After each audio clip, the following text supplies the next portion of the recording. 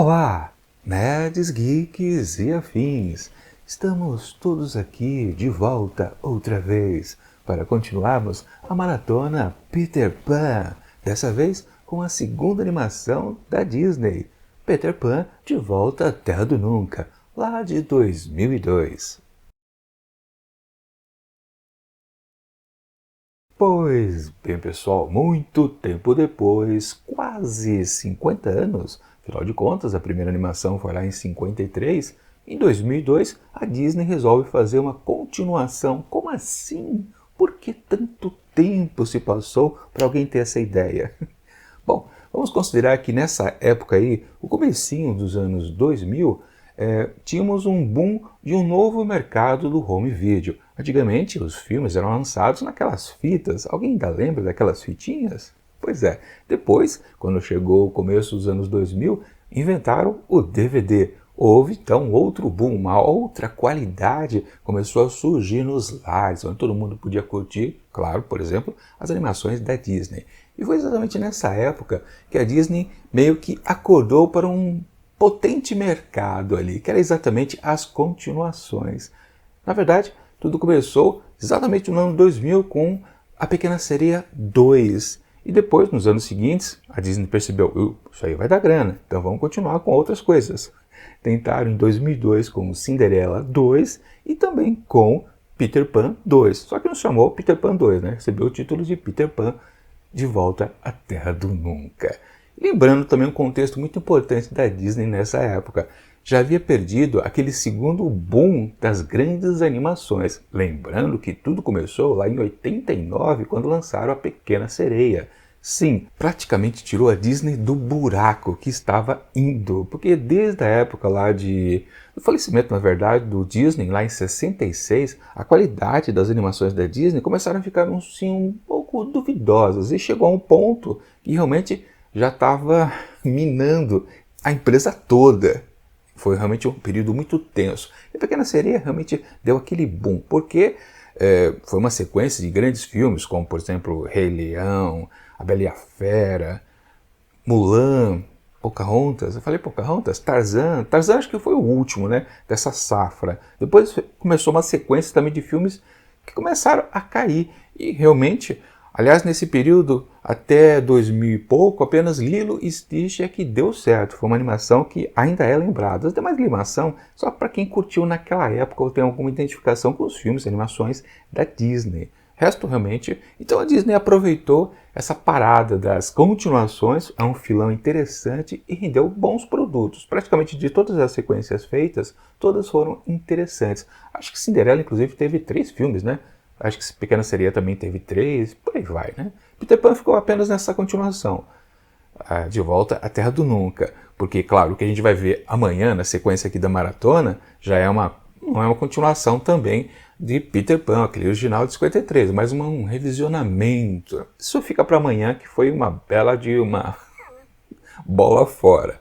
Mas vamos ficar aqui com a animação de 2002, feita pelo Robin Budd? Acho que é isso o título, o nome do diretor, o nome do diretor. Enfim, ele ficou conhecido por produtos na TV. E sim, essa continuação de Peter Pan, como também todas as outras que eu citei, foi direto para o mercado de home video. Por isso que eu falei em DVD. Não, eles não foram lançados para o cinema. Não, eles não foram planejados para serem lançados no cinema. Talvez, uma certa oportunidade, tenham pensado nisso, mas ainda se valendo do nicho então emergente dos DVDs daquela época, pensaram, não, vamos colocar tudo lá direto para o lar dos americanos e do mundo afora, né? Enfim, mas de qualquer forma, sim, esse filão que a Disney adotou produziu boas obras. E essa continuação aqui, que é uma continuação de fato, é muito interessante. Porque simplesmente ela se baseia também um pouco no que temos aqui no original, na literatura de James M. Barrie. Pois é, no finalzinho aqui do livro, existe o que acontece depois de toda a aventura acontecida. É exatamente o destino de Wendy, já que ela retorna para o seu lar, para os pais, a família Darling, em Londres, e por aí vai. O autor ele se estende por alguns anos. Não vou dar o spoiler do que se trata exatamente o encerramento da história. Aliás, se você ficar interessado em ler o original, eu vou deixar aqui na descrição do vídeo um link da Amazon para você poder adquirir esta literatura aqui. Sempre lembrando que é um jeito de ajudar o canal, porque se você utiliza o link para entrar na Amazon, eu acabo ganhando aquela comissãozinha de vendedor pela compra deste livro ou qualquer outra coisa que você prefira comprar. Enfim, isso foi um rápido jabá. Mas sim, a história daqui, dessa continuação, aproveita o que é definido aqui. Sem entrar em detalhes realmente de spoiler, sim, é dito que a Wendy tem uma filha chamada Jane. E é exatamente Jane a protagonista então aqui desta animação. Tá tudo focado nela, sem perder o foco também no Peter Pan, pelo menos de uma maneira assim agressiva, que é o que acontece no filme que a gente vai analisar amanhã. Sim, Peter Pan aqui tem uma certa, digamos, importância diminuída, é verdade, você percebe isso. E também dá para considerar que são frutos daqueles tempos, o início dos anos 2000. E já se pensava numa visão um pouco mais, vou colocar entre aspas, empoderada das mulheres, das figuras femininas nos filmes? Sim, já acontecia um pouco disso. E essa personagem, a Jane, ela sim, ela tem uma força, uma vibração que consegue meio que apagar um pouquinho a importância de Peter neste produto aqui. Porque sim, de fato, a grande protagonista é sim a filha da Wendy. E aí você pode se perguntar, tá, isso aqui é ruim? Como é? Ou se tornou anos depois também?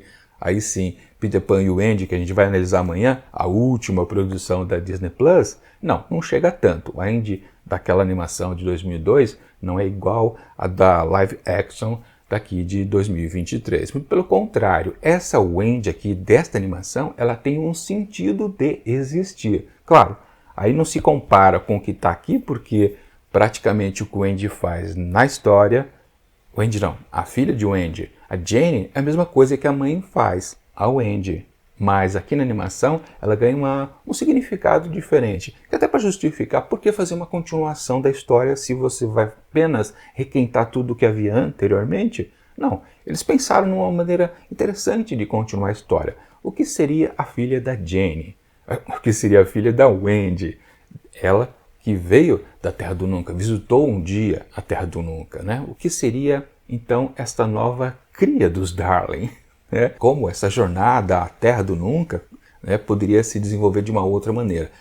Tiveram uma ideia interessante. E se fosse uma criança que simplesmente ela não está sendo aqui meio que obrigada a crescer, mas simplesmente ela por si só, ela já cresceu e ela não topa mais essas coisas de criancinhas.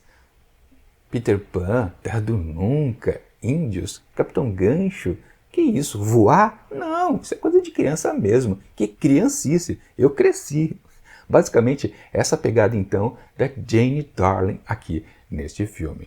Logo no começo nós já somos apresentados com ela completamente valente, perambulando pelas ruas de Londres. E aí é preciso um contexto histórico, que não é definido em termos de datas, mas a gente percebe, obviamente, de maneira muito clara.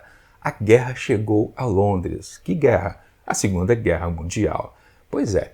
Exatamente, estamos ali que a gente pode supor, então, que a história começa em 1939 e ela termina, já adiantando, em 1945. É exatamente o período de começo e término da Segunda Guerra Mundial. Isso porque é bem definido que o pai de Jane, marido, então, do Wendy, ele é convocado para a guerra. Isso antes dos bombardeios a Londres, porque logo em seguida a gente percebe que a cidade já está completamente destruída de tanta bomba que cai em cima. E no final, então, da animação, ele retorna ao lar. Ou seja, a gente pode supor, então, que aí a guerra já acabou, por isso que ele retornou.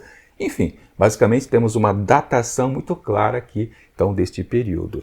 E, aliás, a gente pode até comentar uma coisita, né? Que tem uma coisa, digamos, anacrônica aqui nessa história, que é sobre a Jane. O penteado dela tem um certo corte aqui atrás, que quando eu bato o olho, né? Principalmente agora que eu revi, depois de ver pela primeira vez aqui durante a maratona, né? Mas antes um pouquinho de gravar o vídeo, eu revi novamente, né? Só para refrescar algumas coisas. E sim, o corte do cabelo da Jane não me parece que era usado por menininhas de 11, 10 anos de idade lá em 1945. Pois é, Inclusive, eu acho que na primeira cena, quando ela aparece, na cena que se passa ainda em 39, ela tá com o cabelo normal de uma garotinha 6 anos mais nova. Mas quando ela está mais quase mocinha, já tem um corte lá que acho que não condiz com a época. Pelo menos na minha visão assim. Digamos que é uma coisa então um pouquinho exagerada.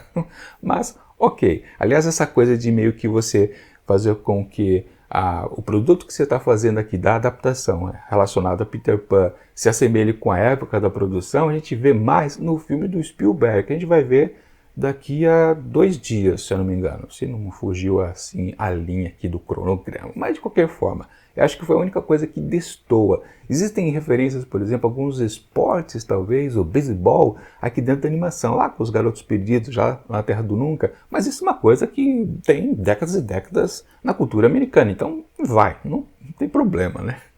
Mas enfim, o que importa é a Jane. E Jane, como eu disse no começo, ela já está perambulando por Londres completamente arrasada. Ela está com um capacete lá do exército inglês. A Naná, aliás, Naná 2.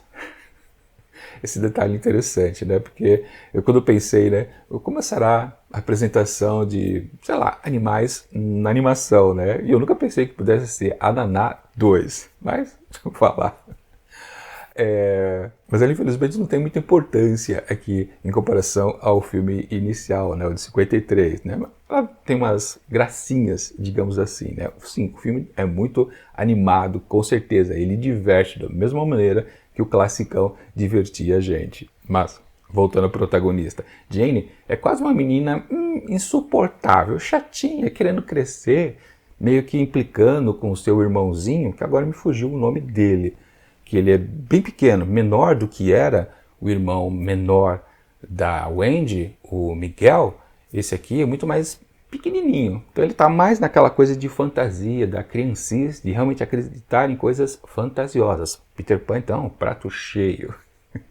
Então tem um embate entre os dois irmãos, de ele completamente ainda acreditando no Peter Pan, e no contexto que mamãe Wendy contou todas essas aventuras que ela viveu, né? Não foi da imaginação dela, ela realmente curtiu a experiência lá na Terra do Nunca. Ela passou tudo isso para os dois filhos. Só que a Wendy, a Jenny, como ela está no processo de amadurecimento, ela já está começando a negar isso. Mas é simplesmente por causa desse ponto? Não. Na verdade tem um detalhe muito importante, e aí diz respeito ao pai. Quando ele foi convocado, estava lá já na hora de embarcar no caminhão para poder ir para o fronte de guerra, ele pede à filha que cuide de mãe e irmãozinho. Ele meio que passa a responsabilidade, né? E ela aceita exatamente esta promessa. Ela promete a ele que vai cuidar dos dois. E é por causa disso também que ela amadurece mais rápido, com certeza, nesses 6 anos seguintes. Ou seja, o contexto estabelecido para a personagem, a base do seu arco narrativo, é bem bacana, é bem forte, é bem sólido. Não tem nada que a gente possa dizer, que coisa chata, forçada. Não, muito pelo contrário. E é isso que faz essa história, esta continuação, ser bastante interessante. Porque tudo que acontece, então, a partir daí, tem a ver com isso. Inclusive, você pode até se pensar, mas como é que ela vai parar, então, na Terra do Nunca se ela não acredita que Peter Pan exista? Pois é, exatamente, aí vem o vilão, Capitão Gancho, vem à casa dos Darling ali em Londres, pensando que vai encontrar a Wendy. Isso porque simplesmente na Terra do Nunca o tempo não passa, então aquela aventura que a gente viu no primeiro filme simplesmente acabou de acontecer. E então ele vai até Londres, que para cá entre nós, eu não sei como é que ele sabia que era exatamente ali que ele ia encontrar a Wendy, mas tudo bem, vamos passar por cima. Ele a rapta, quer dizer, não rapta a Wendy, né? Ele rapta a Jane, né? Ele confundiu. É uma criança, uma menina. Ele foi lá no quarto, viu a menina, foi embora com ela para a Terra do Nunca, né? Ele só descobre quando está lá já, pois é, na Ilha Encantada. Falando nisso, né? Na animação anterior, né? Nunca era dito que era a Terra do Nunca. Aqui é dito que sim, é esse o nome daquela ilha fantasiosa. Aliás, né, o momento onde ele descobre que ele raptou a criança errada não está no filme em si, né? Está num extra que você pode conferir ali na Disney Plus. Não foi para o corte final, mas também não importa ele saber ou não saber. Isso realmente não atrapalha. Porque assim, o que vale é Peter saber que quando ele precisa então salvar a garotinha presa pelos piratas, que não é a Wendy, né? Aliás, ele mesmo percebe logo de cara, peraí, você não é a Wendy, quem você é? E ela se declara, claro, filha da Wendy, né? Pois bem, e aí começa um processo de, caramba, ela quer ir embora do mesmo jeito, o que é bacana também, porque ela, como eu disse, ela está mantendo o seu arco narrativo, ela quer voltar para casa. Aliás, antes dela ir para o Terra do Nunca, né, tem aquele número musical, e sim, esse filme também tem números musicais, as músicas são até interessantes também. Ela nega essa coisa de promessa, meio que talvez pelo excesso da guerra, ter continuado tempo demais, ela não sabia o destino do próprio pai, ela negava até a promessa, mas ali, quando ela já está na Terra do Nunca, ela tem a vontade de querer voltar para o lar, de cumprir a promessa que ela fez ao pai e proteger principalmente a família, a sua família, na figura, né, da mãe e do irmãozinho. Ou seja, na verdade, o conceito de família, ele não está aqui diluído por causa dos anos 2000, coisa que a gente vai ver amanhã num produto dos anos 2020, onde o conceito familiar foi completamente estraçalhado. Aqui não, existe essa importância. Embora num certo momento ali da animação, quando ela conhece os garotos perdidos, Peter apresenta todos os garotinhos para ela como a nova mãe deles, porque Wendy tinha a função de mãe para toda a turma. Coisa, claro, que vem aqui principalmente do original. O conceito materno está totalmente vindo daqui, do cerne do original. Ou seja, aqui passa-se bem rapidamente pelo conceito de mãe, mas é mais uma coisa dela não querer se enturmar com eles e na necessidade de voltar para casa. Ou seja, do mesmo jeito, o conceito negado ali de ser uma garota que no processo de crescimento vir a se tornar mãe, não está negado aqui nesta obra, porque simplesmente o contexto das coisas que estão acontecendo faz sentido. Então, tudo bem esse discurso. Como também até o fato dela ser uma garota mais afirmativa, mais independente. Bom, isso já tinha sido meio que conduzido a gente acreditar nisso desde o começo da animação, desde o pedido do pai dela proteger a família. Ou seja, ela precisava crescer por necessidade. Por isso que ela é muito safa nas ações, nas praticidades. Ela faz, inclusive, uma jangada para poder ir embora da ilha. E aí que o Peter avisa ela, não é assim que você vai embora para casa, você precisa voar. Essa é a única maneira. E para voar, você precisa acreditar naquilo ali onde ela está. E aí que mora o problema, ela não acredita. E aí acontece um plot bastante interessante dessa história, que é exatamente a respeito de Sininho, coisa que existe também aqui no original, mas não foi abordado pelo primeiro filme da Disney. Na verdade, o Walt Disney preferiu não chegar nesse ponto, que é muito interessante. Aliás, não só aqui do livro em si, mas também da primeira origem da história de Peter Pan, que é a peça teatral. Existia, pelo que eu pude pesquisar, um grande momento da encenação onde a Sininho passa por um grande perrengue, ela começa a se enfraquecer, perde o seu brilho, ela começa a morrer, literalmente.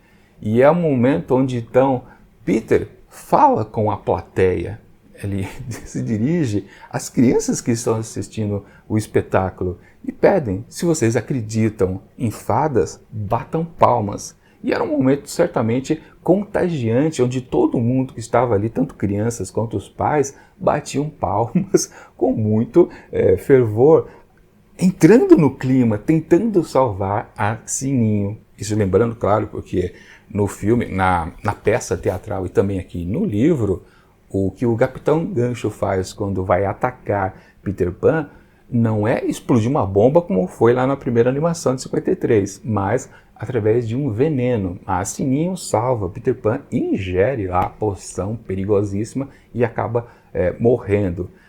Ou seja, aqui também foi feito de uma maneira um pouquinho diferente, simplesmente no conceito de quem não acredita em fadas, quando proclama isso, simplesmente mata por tabela alguma fadinha em algum lugar do mundo. No caso, como Sininho era mais próximo ali quando ela renegou as fadas, né? Se ela não acreditava na Terra do Nunca, não acreditava naquele mundo de fantasia, e Jane falou que não acreditava em fada, a Sininho começou a passar mal logo em seguida. Então esse subplot aqui apresentado na animação é bastante interessante também, que faz, claro, união com o que temos nos originais, tanto a peça quanto a literatura. Mas bacana, o que vale mesmo é o que o Capitão Gancho vai fazer. Aliás, antes de falar nele, né? Também no comecinho da animação é apresentado o novo perigo para o Capitão Gancho, que não é mais o crocodilo. E a gente sente um pouco falta do crocodilo, que era simpaticíssimo, né? Uma figura tenebrosa para o Capitão. Os maiores momentos engraçados vêm justamente da interação do Gancho com o seu crocodilo querido, né? E aquela musiquinha sensacional, né? Aqui ele é trocado por um polvo gigante, né, que não tem o mesmo carisma. É engraçadinho, mas realmente não tem o mesmo peso. Mas eu acho que eles não quiseram repetir completamente a animação. Porque sim, se você vê num todo, eles percebem que basicamente é apenas uma certa releitura. Mudou a protagonista, não é mais Andy, é a Jane. Mas os perigos continuam o mesmo. É um capitão, Gancho, que está provocando todas as encrencas possíveis. E por que iam repetir então o crocodilo? Acho que até foi uma ideia interessante trocar por um polvo. Mas de qualquer forma, como eu disse, o vilão da história é o Capitão Gancho. Ele precisava inventar uma artimanha de ir atrás do tesouro que Peter roubou dele. Só que aí também tem um pequeno furo, né? Na verdade, ele sabe onde encontrar o Peter, porque foi o que aconteceu na primeira animação. Pois ele foi à casa dos garotos perdidos de Peter, foi lá que ele deixou o presente bomba. Ou seja, ele sabe, né? Aqui, na continuação, se esqueceu, porque a gente percebe que a ambientação onde eles moram é a mesma. Ainda aquela árvore onde tem vários buracos para eles entrarem e saírem, porque a casa mesmo é embaixo da terra, né? Enfim, é um furo também ali que passa batido, não interfere em nada. Mas, de qualquer forma, ele se vale do truque de como saber a localidade. Bom, se valendo então do drama de Jane que quer voltar para casa. Então ele manda uma conversa mole e engana a garota, o que ela acaba ajudando sem querer, numa hora que ela já está completamente enturmada. Com os garotos perdidos, com a então possibilidade dela ser a primeira garota perdida. Aliás, quando a gente vê esse conceito de a primeira garota perdida, é uma coisa que é colocado para ela ali no contexto dos garotos, para poder salvar a Sininho, mas isso também já é apresentado no começo da história, quando uma das histórias que a mamãe Wendy contava para os seus filhos era justamente poder ser um dia a primeira garota perdida. Mas quando ela efetivamente, a Jane, é colocada como uma garota perdida, aí já aprendendo a voar, se frisa bastante, né? Somos os garotos perdidos. E ela retruca, e a garota perdida. Tudo bem. Hoje em dia, essa frase soa meio que no ranço das novas ideologias. Mas lá em 2000, passava batido. Não tinha problema e era ok também para o contexto da história. Mesmo que seja um contrassenso pelo que diz o livro, né? Só existem garotos perdidos porque somente eles são bobos o suficientes para se perderem de suas babás. Crianças, as meninas são inteligentes demais, elas nunca se perdem das babás, então elas nunca podem se tornar meninas perdidas. Esse é o conceito do James M. Barrie, por isso que não existe garotas perdidas. Mas ok, nessa animação aqui, bacana, não tem problema. Era um desejo antigo de sua mãe e ela consegue cumprir. E quando ela faz isso, ela se sente ali uma residente oficial por gosto da Terra do Nunca. Bom, no fundo, quem salva o Peter lá das garras do Capitão Gancho, já que ele está atado a uma âncora e vai ser jogado no mar, é sim Sininho e a Wendy. A Jane. Mas também a gente não vê nessa visão de hoje em dia que há um empoderamento feminino, porque no final das contas há um revés ali da situação e Gancho ainda coloca o Andy em perigo. Então a última pessoa a ser salva realmente é a garota e quem é o herói da história é o Peter Pan. Basicamente é o único momento que o Peter tem um grande destaque em termos de ação, em termos de ser um herói de uma história de fantasia. Porque como eu coloquei, sim, o Peter é um pouquinho diminuído nessa animação, mas tem sentido para tudo o que acontece. Mas sempre vai lembrar, claro, que na primeira animação era mais equilibrada a importância de Peter e também de Wendy. Mas, claro, tinha todo o contexto do que valia a história em si, que era o conceito de um garoto que não quer crescer frente a uma possibilidade feminina de atuar como mãe para ele. Esse é todo a base, o principal, na verdade, da história de Peter Pan desde a sua origem. Que aqui, claro, foi mudada para uma pessoa que quer crescer por necessidade, por uma promessa ao pai. no fundo, como eu disse, o conceito que é colocado então aqui nessa animação não atrapalha em si o que havia lá na primeira animação. É uma continuidade que tem um fundamento, não tem nada de forçado, o que é bem bacana, com certeza. Mas no geral, sim, essa é uma produção bastante para cima, no mesmo pique da animação de 53. Claro, com toda a possibilidade da modernidade, em termos técnicos, em termos de criar uma história, do desenvolvimento, do seu começo, meio e fim. É um roteiro muito interessante.